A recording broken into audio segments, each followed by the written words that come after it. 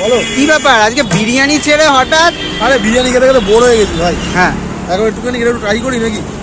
দেখুন ওইটা যারা বলে না রেস্টুরেন্টের যারা মালিক হয় তারা বাইরে খায় না, এই কথাটা আজকে দেখো এ করে। আরে খেয়েই তো বাঁচতে হবে কি।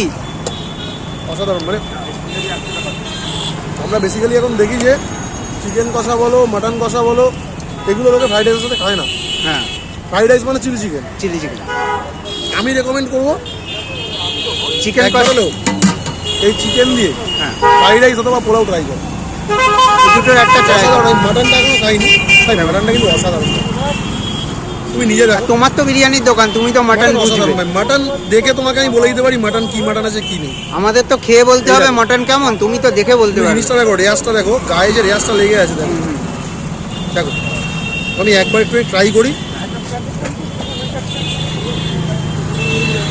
আরে এ না এই চামচে না গো, হাত দিয়ে খাওয়ার মজা আলাদা। অনেকে ফ্যাশন করে চামচে খায়, আমি মনে করি যে বিরিয়ানি বলো এগুলো একটা খাবার ইমোশন। সেই অসাধারণ।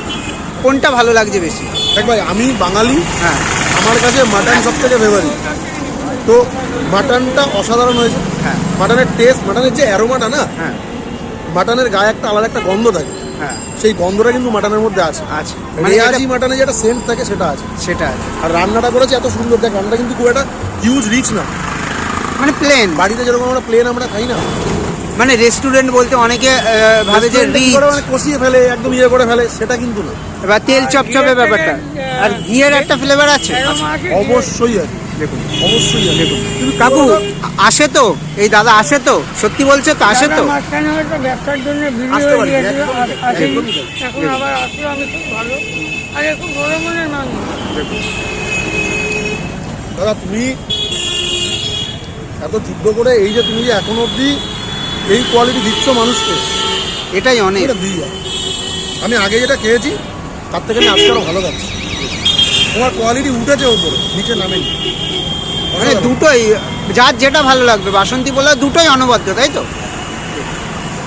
ও কথা হবে না। কোনো কথা হবে না। মানে তুমি তাহলে লোকজন, ড্রাইভার ভাই, ঠিক আছে আমি তো গেলাম, তুই ড্রাইভার।